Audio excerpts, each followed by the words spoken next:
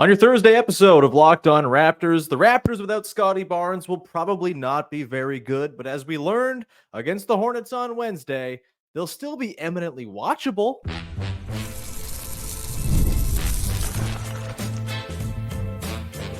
You are Locked On Raptors, your daily Toronto Raptors podcast, part of the Locked On Podcast Network, your team every day. Hey, what's going on? And welcome to another episode of Locked On Raptors, part of the Locked On Podcast Network, your team every day. It is Thursday, October the 31st. Happy Halloween! I'm your host, Sean Woodley. Been covering the Toronto Raptors now for 11 seasons on various platforms. You can find all my work over on the bad website that sucks at Woodley Sean. You can find the show on Instagram at Locked On Raptors, and you can join us in the Locked On Raptors Discord server. Link in the description of the podcast. It's free to join. It's a great place. Come hang out, talk ball with sickos just like you. It's popping off these days. The team is fun to watch, which means the Discord is having a great time, and it's not doom and gloom all the time like it was for much of last season. Come hang out. Also, please go and subscribe to the Locked On Raptors newsletter. It's free in your inbox every single day. Link also in the description of the podcast. Again, costs you no money, and you get 5 days a week of original writing from me, from games, from practices, from my couch. It's all in there, so please jump on in and support the newsletter. Today's show is brought to you by FanDuel, and you can start the season with a big return on FanDuel. Right now, new customers get a $5 bet, or you place a $5 bet, and you'll get $150 in bonus bets if you win said $5 bet. Visit FanDuel.com to get started. And we'll get started here on your Thursday edition of the show, recording late after the Toronto Raptors lost to the Charlotte Hornets 138-133 on Wednesday. You know, as far as ways to spend an October Wednesday go, this one wasn't so bad. Yes, the Raptors lost. I feel like that's going to be something to expect going into most games, especially with the news from earlier today that Scottie Barnes will be out for 3 weeks at minimum, likely more than that, recovering from a broken orbital bone. It sucks. It's a bummer. I did a little short about it earlier on YouTube or on Instagram, just kind of talking about how there aren't really many silver linings to be found about it. But I do think there is a stark difference between the Raptors team that didn't have Scottie Barnes last season and the Raptors team that does not have Scottie Barnes now. And we saw that difference play out tonight in the game against the Hornets. They're entertaining as hell still. They've been entertaining all season long. Again, not very good in terms of picking up wins. They're 1-4 now, but as far as 1-4 goes, they have kind of checked a lot of the boxes you would have hoped this team would be checking at this point, even without the victories. And the same applies tonight. And look, this team has pillars. This team has guys who can sort of organize and have actual real basketball happen through and around them. Number one, Jakob Poeltl, who notably was not available for the back 21 games of last season when Scottie Barnes was not there either, and they felt it. They felt Jakob Poeltl's absence all last season. We saw why in this Hornets game tonight. Just the baseline he provides is just like a really good player. 20 points, 16 boards, 2 assists, 2 steals, and a plus 20 in a game the Raptors lost by 5. He plays 35 minutes as well. Those 13 minutes without him kind of cooked them. It's a bummer. They tried to ride him as long as they could. Like that's a very high minutes load for Jakob Poeltl. They will have to figure out a way to fill in those minutes. Maybe more Jonathan Mobo at the 5. Maybe Bruno Fernando. I don't know about that. Maybe it's just more Jonathan Mobo at the 5, and you're totally fine with it. Either way, thought Yak was incredible tonight. And again, that's like the kind of biggest difference, other than, you know, there's actual real NBA players on this team, which there weren't on the team last year down the stretch in most of the spots in the rotation. Jakob Poeltl just sets a baseline, right? I've talked about this before. This was why the end of last season was a bummer, was because the second Poeltl went out, any hope for like reasonable, positive, developmentally friendly basketball went out the window. He does so much to set the table for everyone to go and do their thing. His screening is exceptional. He's a wonderful rebounder. He cleans up the glass. He is at the back line of defense. He just does a lot to tie things together for this team on top of the elbow playmaking and all of that stuff. And it's just really nice to have him playing really well. Last couple games out for him, some of the best ball he's played with the Toronto Raptors. And again, he is one of those pillars. RJ Barrett, another one of those pillars. He's going to have a lot to do with Scottie Barnes out for sure. 31 points for him tonight, 10 of 18. He goes 4 of 6 from downtown. A couple of pretty brazen triples down the stretch of this one to keep the Raptors alive, as it seemed like the Hornets were going to coast to a victory, but the Raptors, very annoying as they're wont to be, it seems, kept it close, kept it so it got down to free throws near the end, and RJ Barrett, big part of that. He had 8 assists as well.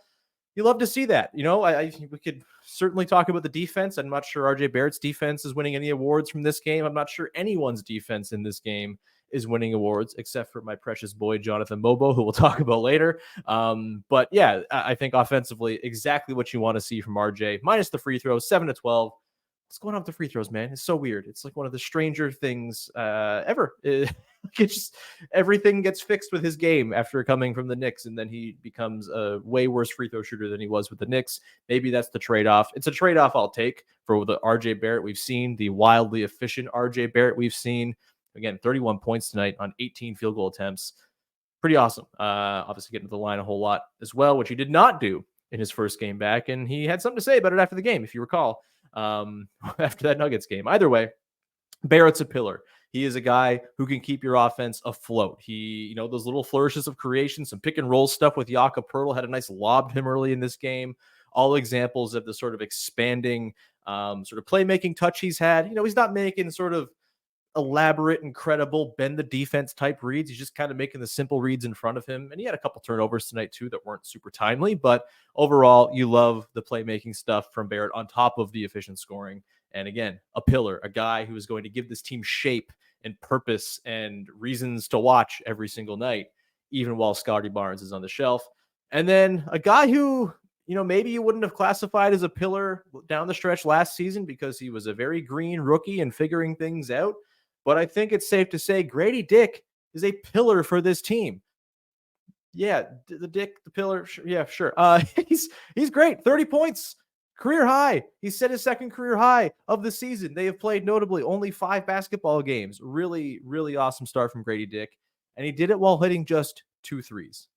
Just 2 threes. He takes 11 shots from 2. He hits 9 of them. And just the array of ways he scores, it's like it seems to be broadening every time he plays. It's, running off of curls into beautifully in rhythm 18-foot mid-range pull-ups or catch and shoot. Sorry. There's the transition stuff. He had a monster dunk running the floor like a maniac tonight, getting a pass from Jamal Shett. He had another one of his seemingly almost patented scooping finger roll high off glass finishes, this time with the right hand, not the left. It's been really fun to watch the arrival of Gradey Dick as a guy who can just do a whole lot to affect your offense. He bends defenses. He already does. It's only going to continue. It's only going to get more prominent as his threes fall and other guys in the team are also, drawing gravity and things like that. Immanuel Quickley. Speaking of pillars, we'll talk about him in a sec, but Gradey Dick, man, really, really impressed with him.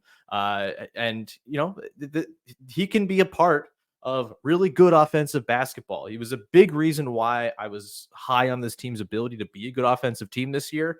Having someone that dynamic, that stretchy, that defense bending is going to make everyone's life easier on offense. And he is going to be, I think, asked to do a ton without Scottie Barnes. And I think you're perfectly fine with that. I have no issue with Gradey Dick taking 15 to 20 shots a game because they're coming from all over the floor and he's getting to the rim and he's obviously got the 3-point gravity. It's really, really exciting stuff with Gradey Dick early on here to start the season. And again, we haven't even really seen this team whole yet. I think Gradey Dick's the kind of guy who, playing with more effective lineups, the more good players you put into a lineup with Gradey Dick, I think his impact is only going to be amplified. So a lot to look forward to there with Gradey Dick. And this is the sort of thing that we didn't get to do last year when there was no Scottie and there was no Poeltl and Quickley and Barrett were in and out of the lineup. There was just no sort of envisioning of what these guys look like in sort of the grander vision of this team. Yeah, Scottie Barnes wasn't there tonight, but the way Gradey Dick played, you can absolutely see how that works on a Scottie Barnes team and how it all fits together. So yeah, some really important information gathering to be done for a guy like Gradey Dick, and the information so far pretty darn awesome. And then let me just quickly hit on Immanuel Quickley. Damn it, I hate how his last name is an adverb. But I think where they lost this game mostly would be stuff that Immanuel Quickley helps mitigate. They lost this game in two stretches, late in the first quarter where they got totally sewered by turnovers, and late in the third quarter where they also got totally sewered by turnovers. A better turnover night overall, just 14 for a team that's been kicking around like 20 turnovers a game.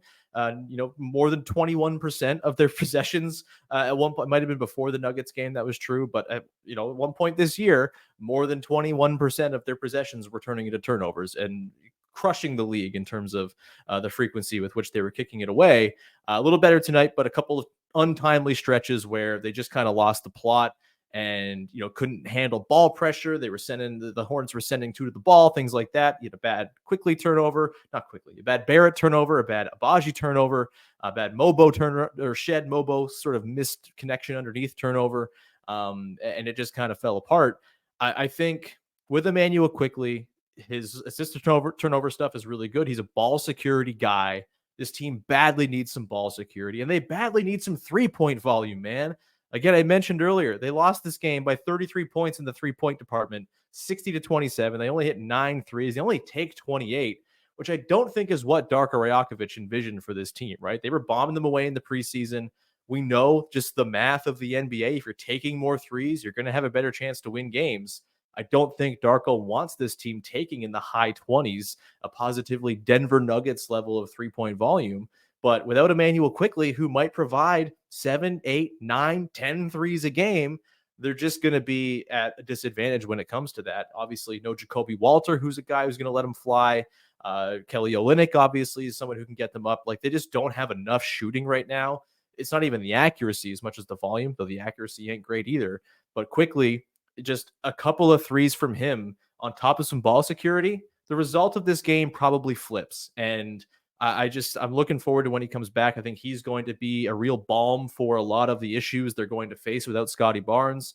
Extra shot creation, 3-point shooting. You can spam the 3-point game a little bit more to try to tilt it and sort of tilt the variance your way. And when you're sort of outgunned talent-wise against the teams they're going to be up against in the coming weeks. Quickly, get him back soon. It would be really awesome to see him return this weekend. And there's a lot to evaluate between Quickley, Gradey Dick, RJ Barrett, Jakob Poeltl, and everyone else playing off of those guys. There's competent basketball to be played. There's entertaining basketball to be played. And there are games like tonight that, could be flipped just by having the competence of Quickley guiding the ship. We're going to come back on the other side. We're going to get into a couple of the rookies and their performances in this one. Some fun stuff from Jonathan Mobo and Jamal Shed.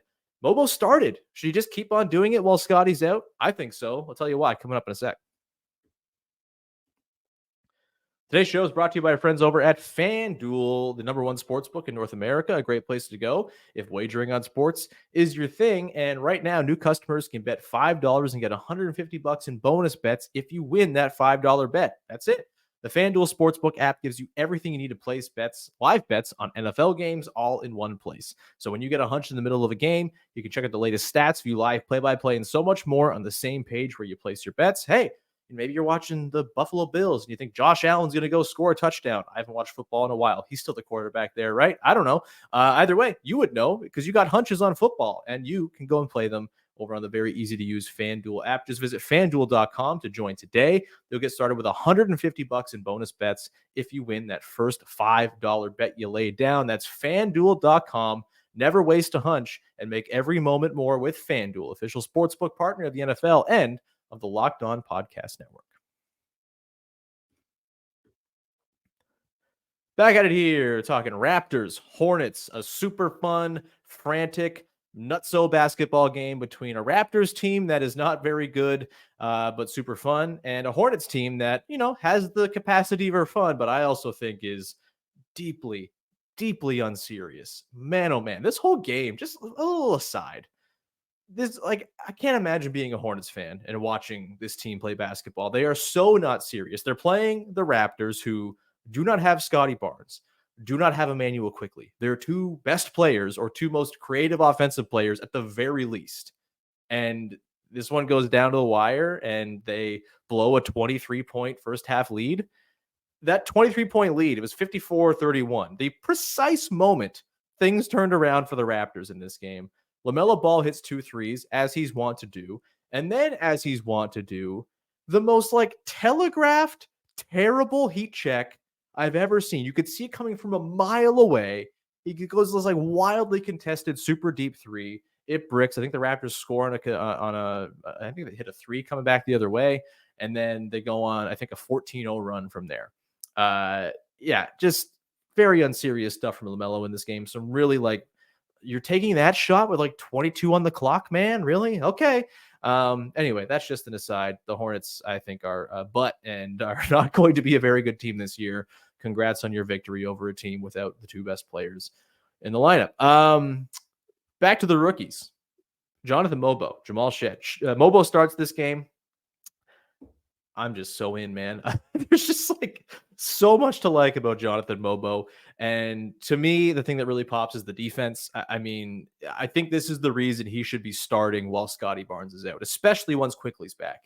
It's a bit of a tricky offensive fit with Davion Mitchell. Mitchell had a really nice game. We'll talk about Mitchell later on. But I thought the Mobo, I mean, I was surprised to see Mobo get the start. He's a rookie after all. I thought we'd see maybe Chris Boucher. I thought we'd maybe just see them go small and have Ochai Agbaji in as the nominal 4. Very small that way, but like he's been very good and he's been starting games with other guys out of the lineup. So maybe he was going to be the dude. No, they go Mobo. Again, I think it was the right call. They just need size in that starting 5 when Scottie's not there. They need rebounding when Scottie's not there. They need defense when Scottie's not there. And Mobo doesn't do those things as well as Scottie Barnes. He really felt, I thought, as the Hornets had themselves a really good night on the offensive glass, 14 offensive rebounds for a team that, like the Raptors, has been spamming offensive rebounds to start the season.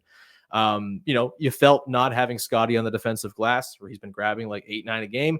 Mobo, though, he's huge. He can be a rebound vacuum, as I've dubbed him before. And I think you got to have him in there just to have a shot, especially against teams that are going to spam the glass. But, any team, I think you just got to have more size. It's the modern NBA. It's shooting and size are the two things that are winning you games. I thought Mobo was just like, the play finishing from him. He's not going to be someone who's knocking in mid-range jumpers or canning triples for you all the time, but 5 of 7 from the field in this game, just always there for laydowns and dunks. He had one really nice take where he kind of faked and then switched to left hand and kind of dropped it in very soft, like nice little step through. There's a lot of skill there, man. There's a lot of skill in Jonathan Mobo, and pretty cool to see it play out in the starting lineup tonight. And I do think that once Quickley's back, you have enough shooting there to get by with Quickley, Barrett, who just seems to just hit everything from deep, I guess now, and Gradey Dick. It's not a perfect amount of shooting. You'd like more shooting, obviously. Everyone would. But I do think that Quickley, along with Dick, Barrett, Mobo, and Pirtle, give you the best shot to have two-way balance, right? Gives you the best shot to have actual competitive size, and Mobo gets to kind of do the playmaking 4 thing, which it seems like is the thing he's going to be. He's not overtaxed being the small ball 5.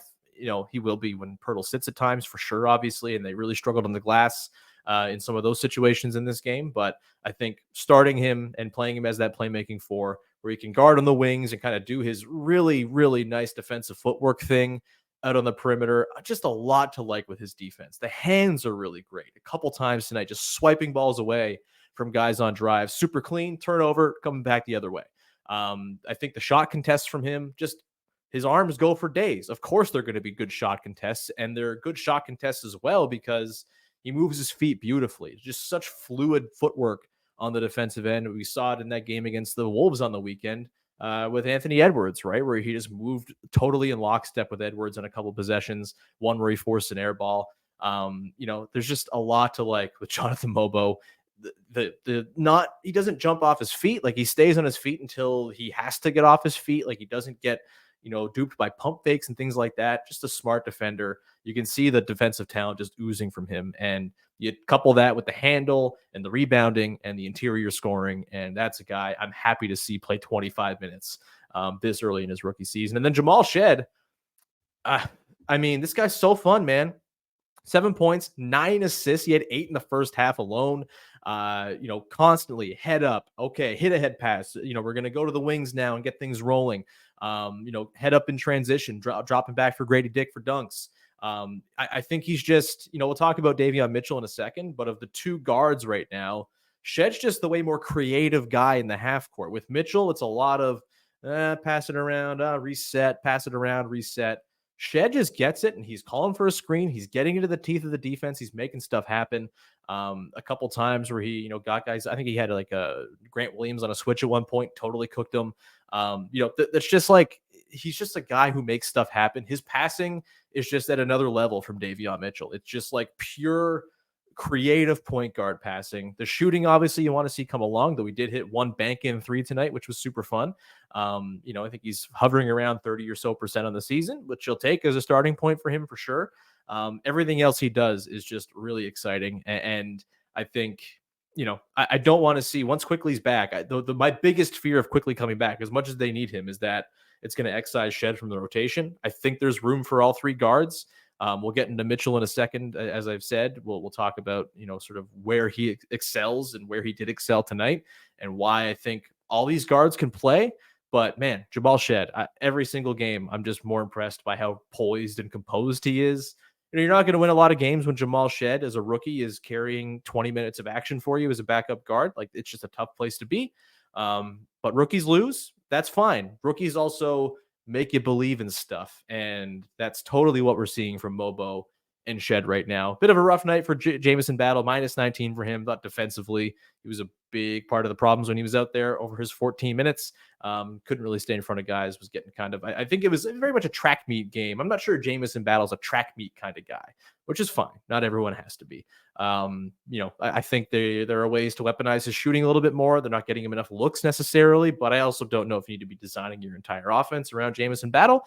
That said, without Scottie Barnes, he is 6'7", 6'8". He is reasonably large. He's probably going to get some run here just because they don't have front court guys. Hopefully there can be some steps taken on defense and they can weaponize his shooting a little bit more. He's going to be certainly, I think, still getting rotation minutes throughout this time Scottie's out. And I got no problem with that. Guys are going to have bad nights. Rookies are going to have nights where they don't look awesome. Not to be too concerned. He can still shoot the hell out of the ball. And that is all you really need. So yeah, good stuff from the rookies tonight. Rookie Corner. It's a fun time. All right, we're going to wrap things up. Come back on the other side with the good, the bad, and the from this game against the Hornets. Davion Mitchell was excellent. The defense, not so much.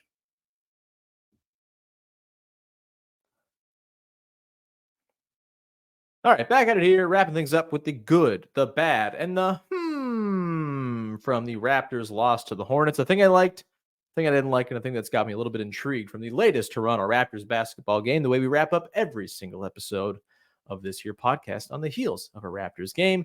I'll go first with my good. I'll give it to Davion Mitchell. I've been not super enthused by the Davion Mitchell experience so far. Last couple of games have been a lot better for sure.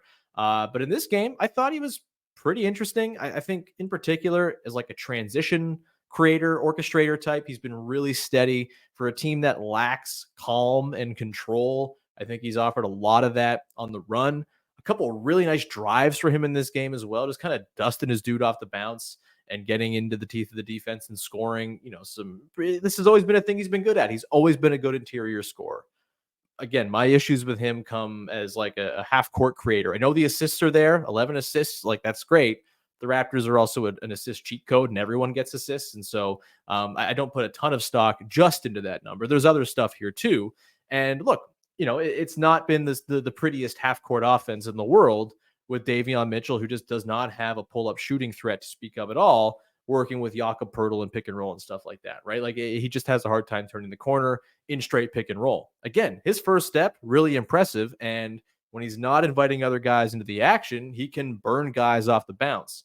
Would have been nice to see him hit some threes tonight. He was 0-4 from downtown. It's such a game changer for him when he hits one or two of those. It's a game changer for the Raptors too, who just need threes anywhere they can get them. And he was a 36% shooter last season. And so maybe there's reasonable accuracy to be had there, but 0-4 is not great. Still 5 of 6 on twos. Really nice to see there. And, the defense, really impressive as well. Kind of all up in LaMelo Ball's junk today. Ball with 7 of 20 from the field. Davion Mitchell, a big part of that. The Raptors, I think, can throw a few different looks at these guards. Jamal Shed, obviously, no slouch. Ochai Agbaji is a pretty good guard defender. But, I thought Davion Mitchell was really good in that regard, fighting over screens, things like that. really, I'm going to get into the bad in a second here. It was the defense, but also like sometimes you just get burned by threes, and that's just kind of the deal. I thought Mitchell overall did a pretty good job of sort of cutting off the water of the Hornets offense, which is usually LaMelo Ball.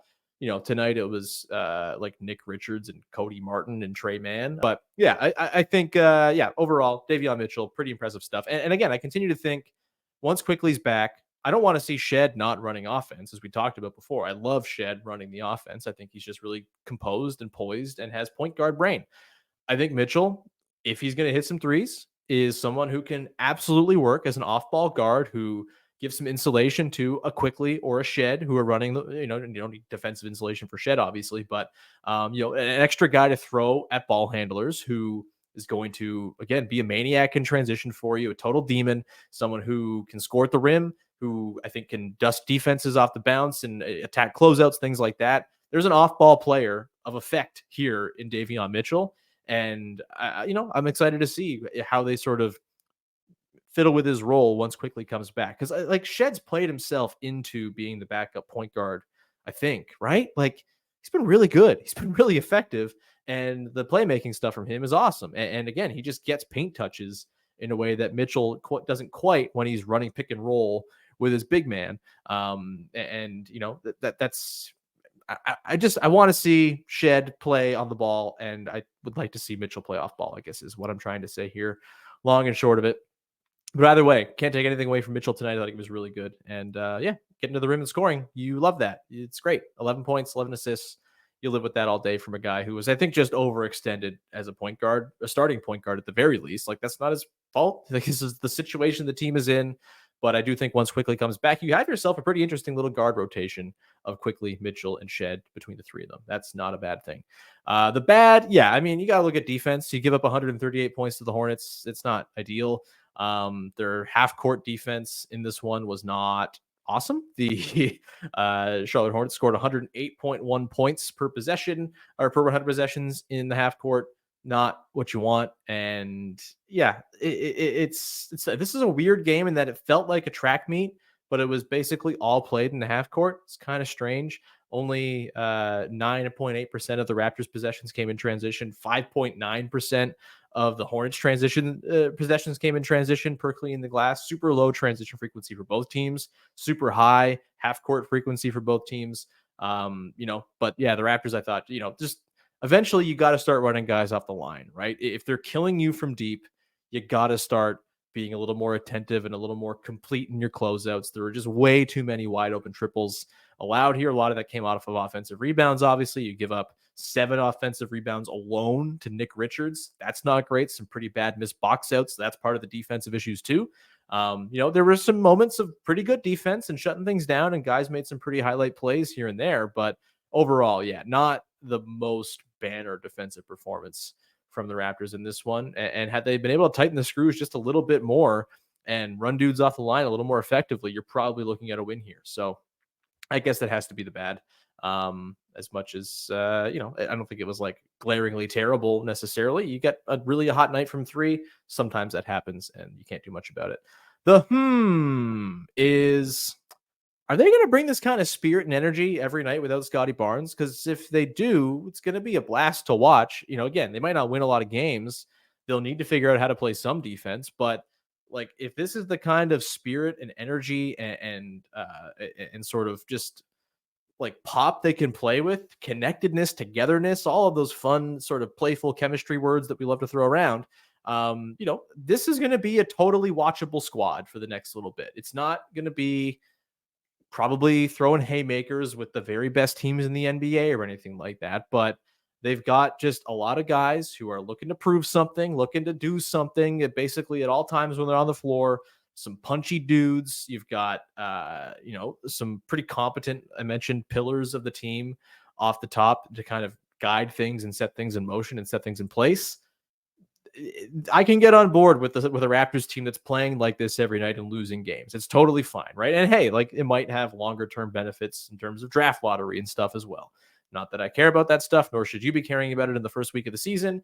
That's a problem for later in the year once things get real dire. But for now, like, give me this fun, sprightly team that's kind of bringing juice every single night certainly beats the hell out of the team that just had nothing last year.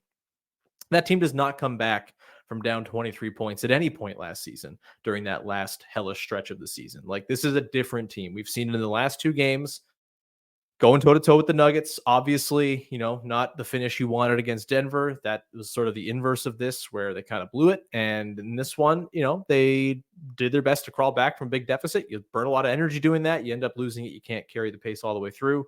But that's fine. Again, not laying down and playing a full 48 and actually giving a damn, that's a win in my book, considering the recent standard of Toronto Raptors basketball. So again, maybe the bar is on the floor here, but I'm having a good time. And if this continues, totally on board. It was a real risk of the Scottie Barnes thing sapping the joy and sort of early season fervor of this team, right? You lose your best player. It can kind of go one of 2 ways where, oh God, like, we can't get guys healthy. This is a bummer. This is a complete waste of a season again. So begins the march towards the lottery. Or they can go the other way where everyone's just kind of like, well, Scottie's out. I guess we have more opportunity now. Let's go and do something with it. And it seems like the latter has taken hold of this team. Hopefully it can hold up as tougher opponents than the Charlotte Hornets come along. But for now, feeling pretty good about where things sit with this team, considering the horrible circumstances facing this team. We'll come back tomorrow and we will bring in Toxic Positivity Friday, which is going to be my greatest challenge with Scottie Barnes out, but I'm going to do it and I'm going to be absolutely in my bag while I do it. So looking forward to bringing that weekly feature back, both here and to the newsletter, which you can subscribe to. The Locked On Raptors newsletter is free. It's in your inbox every day. It's got original writing from me 5 days a week. It's got 4 days a week of Katie Heindl national pieces on the NBA, Michael Shearer of basketball poetry with a Thursday piece. That's today. Go check it out. And of course, you got fantasy tips from Josh Lloyd, links to all the best coverage in the league around the internet and all of that. So please join us on the Locked On Raptors newsletter. It's much appreciated when you support us. Helps me out big time and all that jazz. So thank you in advance. Thanks for rocking with the show. Join the Discord, link in the description. We'll talk to you again on Friday with another episode of Locked On Raptors. Thanks for hanging. Bye-bye. Ugh, nasty.